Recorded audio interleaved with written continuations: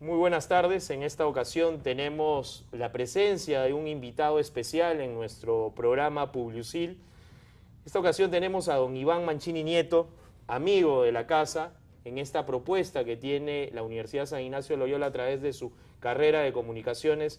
Con este programa de publicidad y marketing hemos querido invitar a un creativo tan importante en nuestro medio como don Iván. Don Iván, es verdaderamente un placer nuevamente tenerlo acá en nuestra casa, en la Universidad San Ignacio de Loyola, y tenerlo para este programa para conversar sobre un tema que nos interesa a todos los del mundo de la publicidad y el marketing, que es la creatividad. ¿Cómo está, don Iván? Gracias, don Pedro, por la invitación. Sí, hablar de creatividad siempre es importante, la creatividad siempre está en la encrucijada. La presión hoy día sobre el creativo es mucho mayor. Ya el creativo hoy día no solamente se mueve por las exigencias del anunciante, ni por su propio ego. Ahora tiene dos amos imperiosos que son el consumidor, por supuesto, y la sociedad, que está en permanente vigilancia.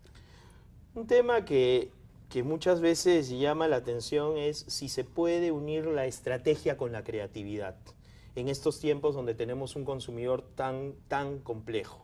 Un consumidor que tiene un grado de información sobre los productos y servicios a la mano gracias al Internet.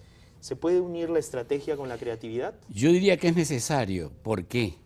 Lo que ha sucedido y es crucial es que la dirección de la comunicación, el manejo ha cambiado.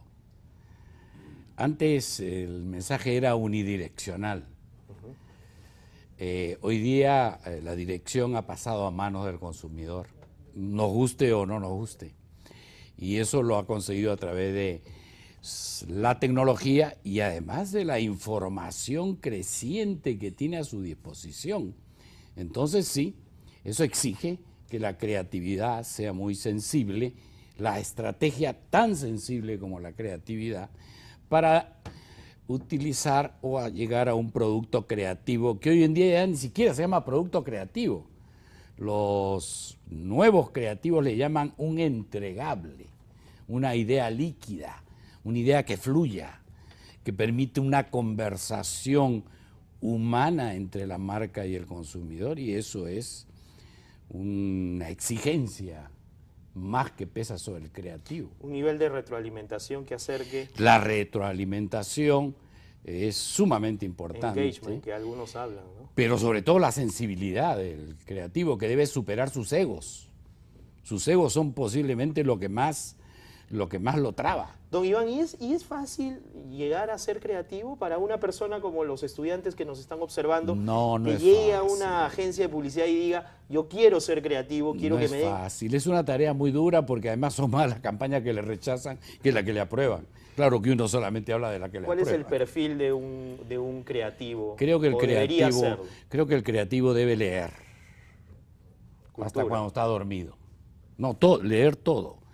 Y mirar mucho el mundo, mirar mucho el mercado. Observación. Observar, la observación se vuelve cada vez más importante y hay que afinar el oído, por más viejo que uno sea. Entonces, sí creo que sí es duro ser creativo, es muy frustrante. Pero hoy en día las grandes escuelas tienen un curso brillante que se llama Manejo de la Frustración, y eso es lo que debe hacer el creativo. Pero sobre todo debes tener sensibilidad e información. Y ahí es un punto fundamental porque existe un estereotipo del creativo. Un Sí. estereotipo que lo relaciona no solamente con la forma como se viste, Sí, sino también con este perfil de relajado. claro.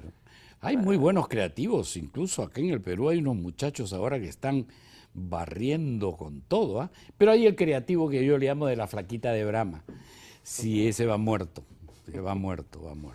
Entonces no todo es look. No todo es look. No todo es look. Cuando hablamos de creatividad, estamos hablando de que la creatividad también va evolucionando en las nuevas formas de comunicación publicitaria. Las marcas necesitan, hoy se habla, por ejemplo, de técnicas como el contar historias. ¿Qué tan importante? Sí, el o storytelling, relevante? contar historias sigue siendo apasionante porque a los seres humanos nos encantan los cuentos de hadas. Y yo creo que la buena publicidad es un cuento de hadas de marketing, que debe estar muy bien hecho, que debe ser muy imaginativo. Contar historias es importante, pero sobre todo encontrar la historia ad hoc, la historia adecuada, la historia que pueda enganchar. Y en ese con el sentido, ¿cómo ve consumidor. a la publicidad usted en el Perú con respecto al... ¿Hay empresas que están logrando Yo diría que generar? sí, hay una generación de creativos brillante en el Perú. Lo que pasa es que el establishment y los estereotipos generalmente le ganan la voluntad, ¿no? Y posiblemente la decisión al creativo. Y en ese caso que usted señala en los estereotipos, los medios de comunicación son grandes transmisores de estereotipos y en el caso de la publicidad durante años se han utilizado estereotipos en categorías como la cerveza, por ejemplo. ¿Cómo ve la publicidad en ese aspecto, la creatividad en cuanto a comerciales en la categoría cerveza? Mi esposa me dijo que no hablara ni de los comerciales de cerveza ni de política y voy a hacerle caso. Pero sí le puedo decir lo siguiente. Yo diría que hay una lucha contra el estereotipo actualmente en la publicidad peruana. Para mi asombro he visto un comercial de Saga Falabella que está tratando de romper porque no había publicidad más estereotipada que la de Saga Falabella. Y he visto otro de Natura por sus 20 años que me parece que está en la dirección correcta. Entonces yo sí creo, lo que está pasando es lo siguiente. Hemos pasado de la cultura de masas a la cultura mediática. Entonces, gravemente en el país se está imponiendo una cultura mediática miserable, ¿no? La miseria de los canales se está transmitiendo como una especie El espectáculo de la entelequia, noticia. y entonces eso es un grave problema. Entonces, al pasar de la cultura de masas a la cultura mediática, ha habido una entropía, una pérdida, a mi criterio, terrible, que además debería ser recuperado por el mismo medio, porque recuerde que la publicidad no sale en un medio aséptico, sale a través del medio, sale a través del canal de televisión. Entonces ahí tenemos que hacer una labor de recuperación inmediata. Yo diría que no hay que volver a la televisión cultural, por supuesto, porque esa es otra cosa, pero sí debe ser entretenida, debe ser divertida, debe ser inspiradora. Y hay entretenimiento. Y cuando hablamos inspirador. de esta publicidad, acá quiero hacer un acápite. Usted ha escrito un nuevo libro que quisiera compartirlo con nuestros televidentes. La Universidad San Martín acaba de imprimir, de editar un libro que se llama En el bosque creativo de la publicidad, donde se supone es la segunda parte de un primer libro que lanzamos en la época del IPP, que se llamaba El árbol creativo. El árbol creativo. Un libro medio exótico, medio extraño, ¿no? Que no buscaba los caminos convencionales, sino más bien descubrir la tarea del creativo, que es una tarea, yo diría, de Sísifo. Siempre el creativo está yendo contra la corriente o interpretando, en todo caso, en qué dirección va la corriente. Y entonces este libro trata de eso, del rol que ha asumido hoy día el consumidor, de ese rol activo, y que ha cambiado prácticamente el negocio publicitario, porque hoy hasta las agencias son otra cosa, no son las agencias de Mad Men, por ejemplo. Hay un renacer de la agencia, se ha tenido que de alguna Sí, manera modificar el Se trabajo. reinventa Se la agencia, reinventa. creo que sí, eso es muy bueno. La agencia tradicional, como algunos dicen, murió. La nueva agencia Sí. entiende que el consumidor es un ser activo. En esto se habla, por ejemplo, del consumidor centauro, ¿no? Que usted siempre, Claro. siempre señala ello. Y cuando hablamos finalmente de algunos aspectos ya del estudiante que quiere abrazar esta actividad, ¿usted cuál le sugiere que sería el camino correcto en el sentido del trabajo? ¿Uno puede pasar desde el área de cuentas a ser un creativo? ¿Se puede acercar siendo desde la estrategia creativo? Hay algunas personas que priorizan simplemente el área creativa por otras áreas. Le voy a mencionar el nombre de un gran gerente de McCann Erickson, de los años 60, de la época de Mad Men, ¿Ya? esta serie emblemática. De HBO. Exactamente. Y él decía, Christian Hamann, que en paz descanse en los campos de caza de los creativos y los gerentes, él decía que un ejecutivo debería ser, en primer lugar, un magnífico redactor, en primer lugar, y luego que debería tener rasgos creativos. Eso decía él. O sea que esa idea que se tiene sobre el Ejecutivo creo que es errada. Debe ser...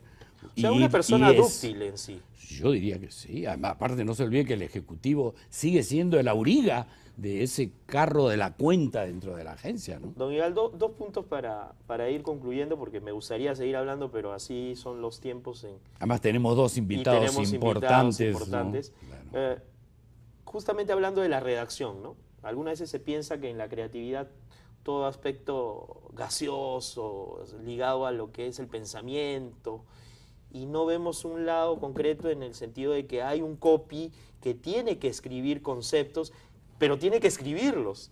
Y algo que siempre yo escuchaba a usted señalar era la falta de esa intención de redactar, claro, por parte del creativo, y eso me gustaría que los chicos que están iniciándose en esta actividad lo tengan en cuenta. Bueno, ¿qué tan importante es escribir? Y usted decía, agarre su papel, agarre su lápiz. Sí, yo no inventé eso lo aprendí en esta gran agencia llamada McCann Erickson, donde empecé a trabajar como redactor y escribía, por supuesto, unos textos kilométricos hasta que descubrí lo que es la esencia del copy. Aunque suena medio a jerga anglosajona, el copy es la esencia, lógicamente, de la comunicación. Un buen copy, yo diría que tiene un rasgo de poema. El trabajo en ese aspecto del redactor es casi el de un poeta, que es un trabajo muy duro, ¿eh?